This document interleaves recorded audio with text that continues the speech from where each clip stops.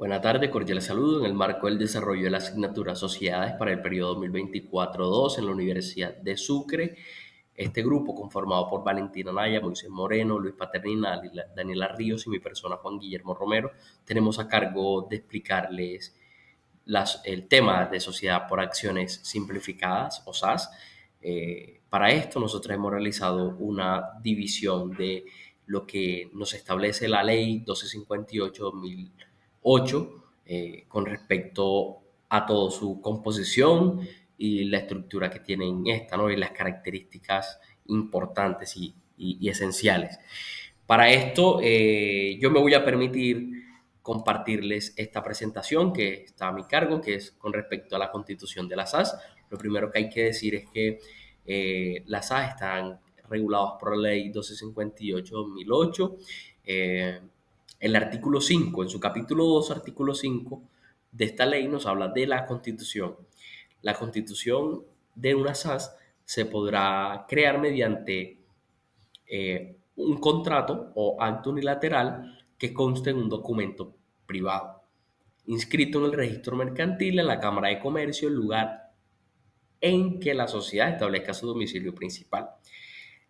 En este deberá expresar por lo menos estos requisitos que se encuentran aquí en esta presentación: el nombre, la razón social, el domicilio, el término de duración, una enunciación clara y completa de las actividades principales, el capital autorizado, suscrito y pagado, la forma de administración, el nombre, documento de identidad y facultades de los administradores.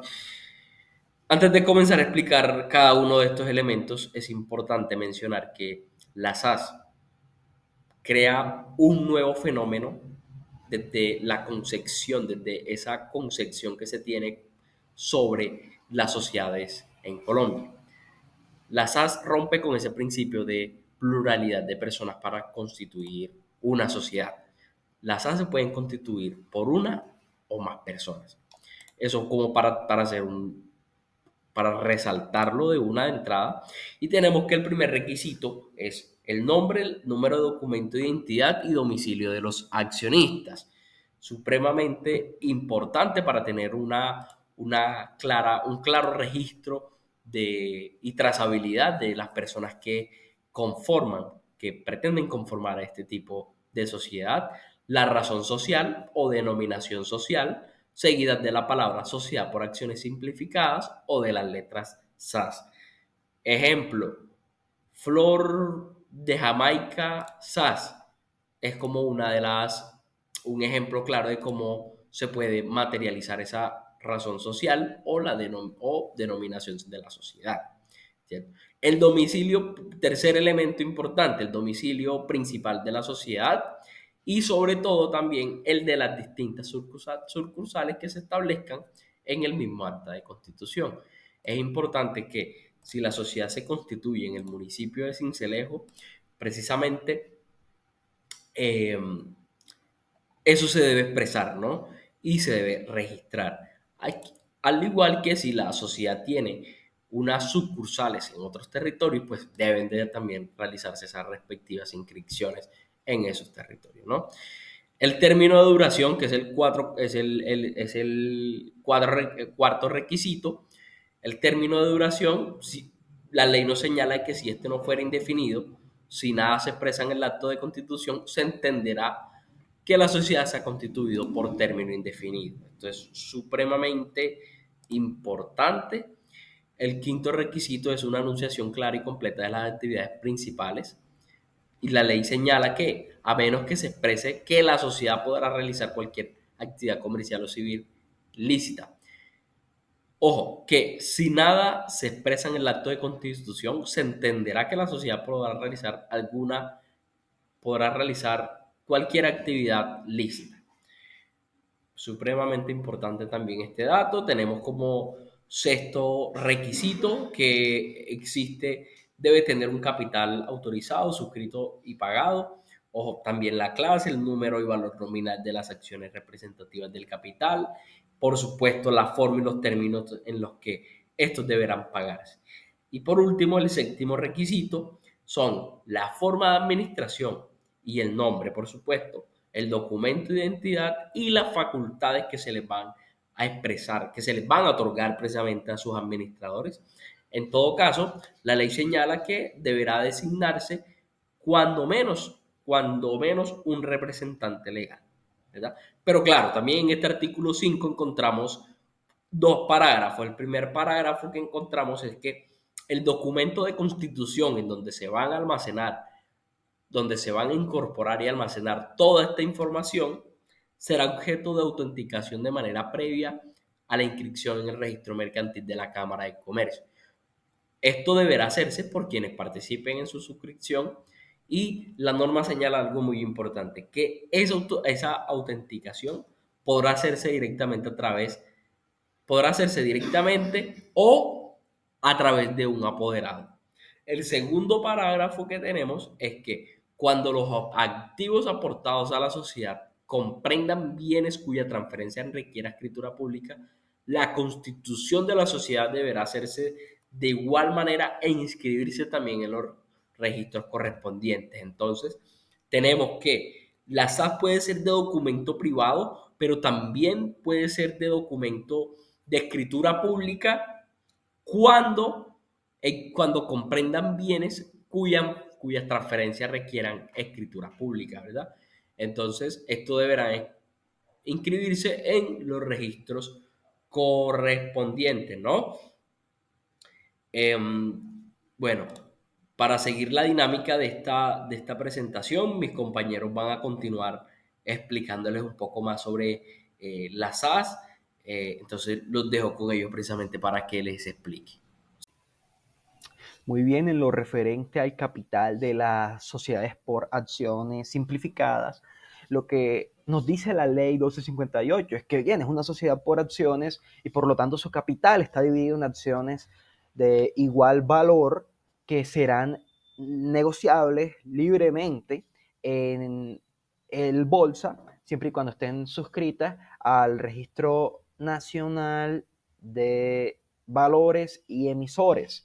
Pero bien, también tenemos que estas acciones, además de que según el artículo 13 de la citada ley pueden limitarse su negociación hasta por el término de 10 años, que también podrá ser prorrogable, encontramos una diferencia con otro tipo de sociedades por acciones como la sociedad anónima o la sociedad comanditaria por acciones en la parte de suscripción y pago del capital. Y es que la ley 1258 solamente establece el término de 2 años para el pago del capital. Es decir, no existe ni un mínimo ni un máximo al momento de la constitución de la sociedad, como si existe en la sociedad anónima, por ejemplo, en donde sí existe un mínimo de capital pagado al momento de constitución de la sociedad.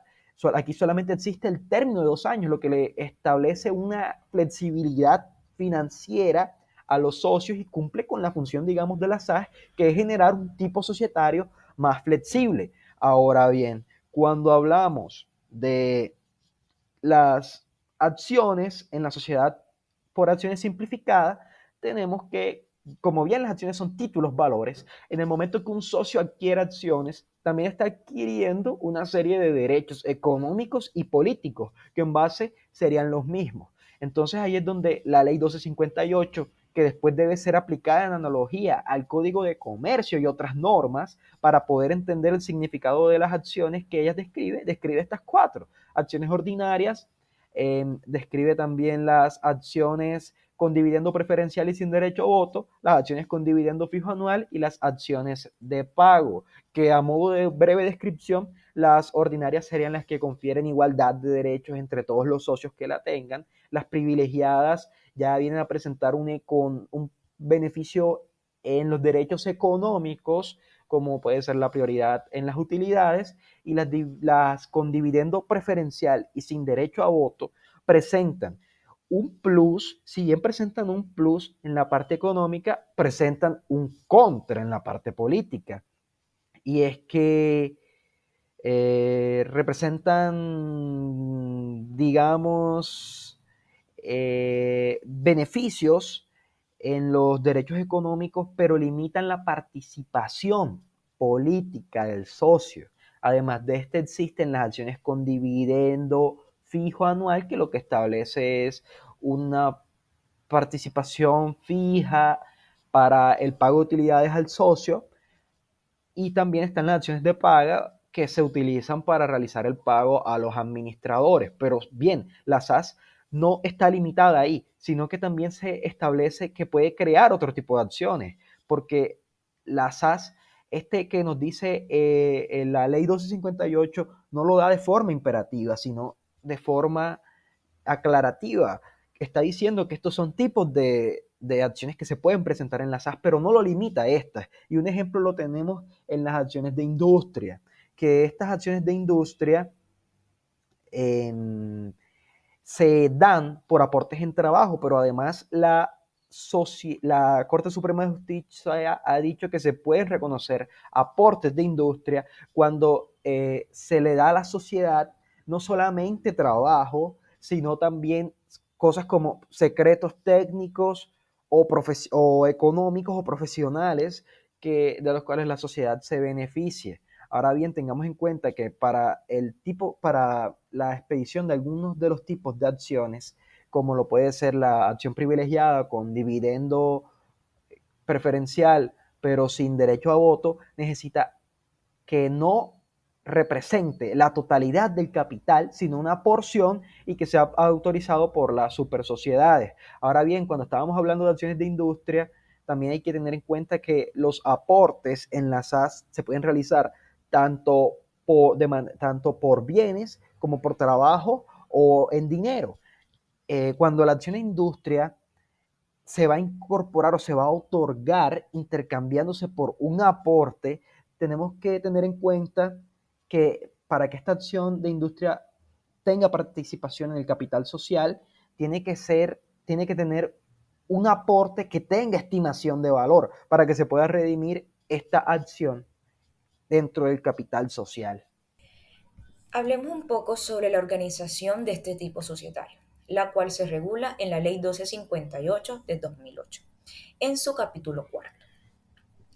En este capítulo encontramos lo relacionado a las reuniones de los órganos sociales, las reuniones por comunicación simultánea y por consentimiento escrito, la convocatoria a la asamblea de accionistas, la renuncia a la convocatoria, el quórum y mayorías, el fraccionamiento de votos, los acuerdos de los accionistas, la junta directiva, la representación legal y la revisión fiscal. Este tipo societario podrá determinar libremente su estructura orgánica y las demás normas que rijan su funcionamiento. A falta de esta estipulación estatutaria, se tomarán las previstas en el artículo 420 del Código de Comercio y serán ejercidas por la Asamblea o el accionista único, y las de la Administración estarán a cargo del representante legal. En este artículo, en el artículo 17, encontramos el parágrafo que nos dice que durante el tiempo en que la sociedad cuente con un solo accionista, éste podrá ejercer las atribuciones que la ley le confiere a los diversos órganos sociales. Claro, en cuanto sean compatibles, incluidas las de representante legal. Ahora bien, por las reuniones de los órganos sociales, encontramos que podrán reunirse ya sea en el domicilio principal o fuera de él, aunque no esté presente el quórum universal, siempre y cuando cumplan con los requisitos de quórum y convocatoria previstos en los artículos 20 y 22 de esta ley. En este tipo societario se podrán llevar las reuniones por comunicación simultánea y por consentimiento escrito. Si no se establece, se tomarán los artículos 19 y 21 de la ley 222 de 1995. En esta convocatoria, los accionistas, salvo estipulación estatutaria en contrario, la asamblea será convocada por el representante legal de la sociedad. Y este tiene que convocar con antelación de 5 días hábiles. En el aviso de convocatoria se tendrá el orden del día correspondiente a la reunión. Ahora bien, cuando hayan de aprobarse balances de fin de ejercicio u de operaciones de transformación, fusión, cesión de derecho, el derecho de inscripción de los accionistas, podrán ser ejercidos durante 5 días hábiles anteriores a la reunión, a menos que en sus estatutos tengan un término superior. Ahora bien, los accionistas también pueden renunciar a esta convocatoria. En esto se tendrá en cuenta lo establecido en el artículo 20, en el inciso 2, donde nos decía que a fines de los balances del ejercicio de operación de transformación, fusión o cesión tendrán 5 días anteriores a la reunión o superiores, pues teniendo en cuenta lo establecido por los estatutos que se vayan a aprobar. En este tipo societario también se da el fraccionamiento de votos en relación a elección de juntas directivas o de otros cuerpos colegiados. Los acuerdos de los accionistas sobre la compra, la venta de acciones, la preferencia para adquirirlas, las restricciones para transferirlas, el ejercicio del derecho al voto, la persona que obra en representación de las acciones en la asamblea, en cualquier otro asunto lícito, deberán ser acatadas por la compañía en cuanto hubieran sido depositados en las oficinas donde funcione la administración de la sociedad. Ahora bien, estos no pueden superar a los 10 años y tendrán derecho a ser prorrogables en un término no superior a 10 años. En relación a la junta directiva, pues este tipo societario no está obligado a tener una junta directiva. Si no se estipula la creación de una junta directiva, la totalidad de las funciones de administración y representación legal le corresponderá, pues, al representante legal designado por la Asamblea. Cuando hablamos de representante legal, podemos hablar de una persona natural o jurídica. ¿Qué se designa en los estatutos? Bueno, tendrá facultades que estarán previstas en los estatutos. Si no están previstas en los estatutos, el representante legal podrá celebrar o ejecutar todos los actos y contratos comprendidos en el objetivo social que se relacione directamente con la asistencia y el funcionamiento de la sociedad. La responsabilidad que tienen los administradores están reguladas por la ley de 1995, las cuales serán aplicables tanto al representante legal de la sociedad por acciones simplificadas como el de la junta directiva. Y por último, la revisión fiscal, en este caso, será por exigencia de ley. Se tiene que promover el cargo de revisor fiscal en la persona que ocupe dicho cargo. Debe ser una persona titulada como contador público y con una tarjeta profesional vigente. Ahora procederemos a explicar las reformas sociales o las reformas de estatutos. Pero, ¿qué se entiende por reforma? Es todo acto que implica una alteración de los estatutos, todo cambio que se introduzca en el contenido de las cláusulas convenidas al momento de la Constitución. ¿Qué quiere decir? Puede decirse que no existe cláusula o estipulación estatutaria que no pueda ser en alguna forma adicionada, reformada o sustituida dentro de los límites fijados por la ley, con el fin de ajustar el funcionamiento o la estructura de la sociedad a las exigencias determinadas por la necesidad de la utilidad o la conveniencia, siempre que éstas respondan al interés común de los asociados. Entonces, podemos encontrar dos tipos de reforma, una total, que es la misma global, o las reformas parciales. La reforma total es cuando se cambia todos los estatutos, y las reformas parciales pues parte de estos mismos. Estas son las clases de reformas. También tenemos los actos que constituyen reforma estatutaria, que los encontramos en los artículos 110, 147, 162 y 165 del Código de Comercio y el artículo 4 de la Ley 222 del 95. ¿Cuáles son estos actos que constituyen reforma? La modificación del objeto social, el cambio de razón o denominación social, aumento o disminución de capital social o número de socios.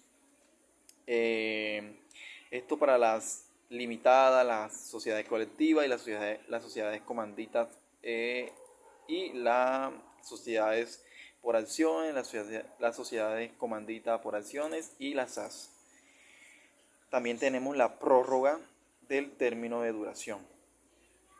Actos que constituyen reforma estatutaria. Seguimos con la misma línea y es el cambio también de domicilio social, la disolución anticipada, la cesión de cuotas o partes de interés. Ahora bien, actos que no constituyen reformas sociales. En estas tenemos los nombramientos, por ejemplo, las juntas directivas, los revisores fiscales, entre otros. Tenemos también aumento de capital suscrito y pagado. Tenemos también los actos que impliquen desarrollo o ejecución de contratos, como los reglamentos internos de cada sociedad, entre otros. Requisitos para realizar la reforma. Entonces vamos a encontrar varios requisitos que es la aprobación por el órgano social competente. ¿Qué quiere decir esto? La sociedad nace de un contrato, el cual rige la existencia de la persona jurídica, producto de la voluntad de los asociados, por lo que su modificación solo es viable con la aprobación y la adopción del máximo órgano social, que es la Asamblea General de Accionistas o la Junta de Socios, o en los términos que establezca la ley. Tenemos la adoptada o aprobada por la mayoría requerida en las sociedades por acciones, que es la mayoría de los votos de los presentes. También tenemos las sociedades limitadas, que es por voto favorable de un número plural de socios que represente por lo menos el 70% de las cuotas que se divide el capital. En las sociedades comanditas, la decisión se adopta por unanimidad de los socios, y en las sociedades comanditas por acciones, la decisión se adopta por unanimidad de los socios colectivos y por la mayoría de votos de las acciones. En la sociedad colectiva debe aprobarse por unanimidad de los socios. También tenemos los requisitos para realizar la reforma, que tiene unas solemnidades y requisitos. ¿Cuáles son? Elevarse a escritura pública y registrarse en la Cámara de Comercio del domicilio principal de la sociedad al momento de la reforma, así como la de sus sucursales, cuando los administradores no lleven a cabo las diligencias pendientes a solemnizar e inscribir en el registro mercantil. ¿Cuándo se requiere autorización de las supersociedades? Bueno, primero, las funciones y excisiones de las sociedades vigiladas. La reforma sobre disminución del capital que impliquen un efectivo reembolso de aportes, independientemente que la sociedad sea controlada o vigilada o inspeccionada. Toda referencia efectuada por una sociedad que se encuentre bajo control. Vigencia y prueba de la reforma. Vigencia. Tendrá efectos ante terceros a partir del registro de la misma en la Cámara de Comercio correspondiente, frente a los socios a partir del mismo acuerdo reformatorio. Prueba. Se aprueba ante terceros de la misma forma en que se aprueba la existencia de la sociedad, es decir, con la sola certificación de la Cámara de Comercio. Entre los socios se aprobará con la sola copia expedida del acta o acuerdo en el que se aprobó y se adoptó dicha reforma. Mi nombre es Valentina y el día de hoy les voy a hablar sobre el proceso de disolución y liquidación de las SAS. La disolución y liquidación de las SAS son procedimientos que buscan la extinción de una sociedad comercial, ya sea de naturaleza voluntaria o de naturaleza obligatoria. Este procedimiento primero se inicia con la disolución, que es el que pasaremos a estudiar primero. El proceso de disolución. Este proceso comprende la extinción de la sociedad, que busca la cesación de todo tipo de actividades.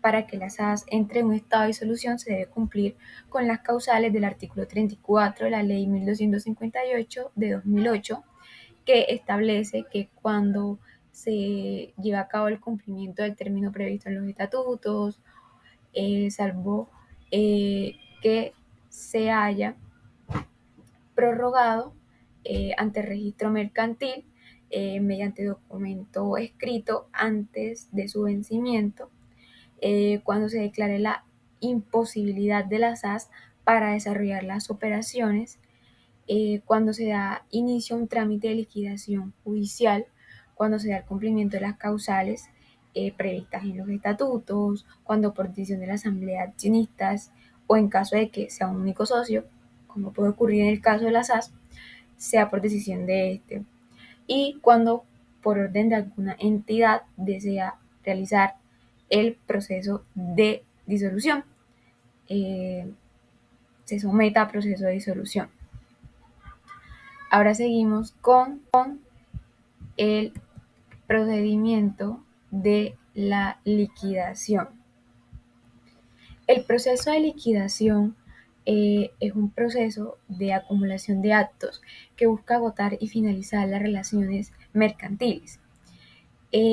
La SAS es un tipo de societario autónomo donde las accionistas no tienen la facultad para definir a través de sus estatutos el procedimiento a seguir en el procedimiento de liquidación, lo cual se debe ajustar a lo dispuesto por las sociedades de responsabilidad limitada, que se encuentran en los artículos 225 y 259 del Código de Comercio, que señala que el representante legal o la persona que se designe por la asamblea de accionistas sea quien actuará como liquidador.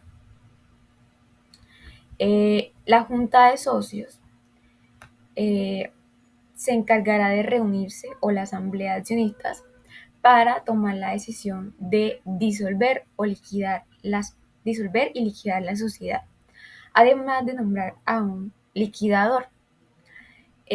La reforma debe elevarse a escritura pública, la cual debe ser registrada en la Cámara de Comercio del domicilio social y de las sucursales. El liquidador o quien actúe en sus funciones será el encargado de informar la misma por medio de un aviso. Dentro de los 10 días siguientes, de acuerdo al hecho que haya producido la causal de disolución, el liquidador tiene la obligación de notificar a la seccional de la DIAN. El liquidador debe elaborar el inventario del patrimonio social, efectuada la totalidad de pagos del pasivo externo. Se debe proceder a la aprobación de la cuenta final de liquidación por parte de la Junta de Socios, donde es mediante un acta que se protocoliza en una notaría. Con este procedimiento se termina la extinción de la sociedad. Se protocoliza la extinción de la sociedad. Ahora bien, es importante mencionar que en cuanto a la razón social, se debe, cuando se lleva a cabo este tipo de procedimientos, se debe proceder en liquidación, porque así se evitan, digamos, muchos perjuicios por parte de los interesados en el proceso. Entonces, para evitar daños, se pone en liquidación cuando se esté llevando a cabo este procedimiento. Muchas gracias.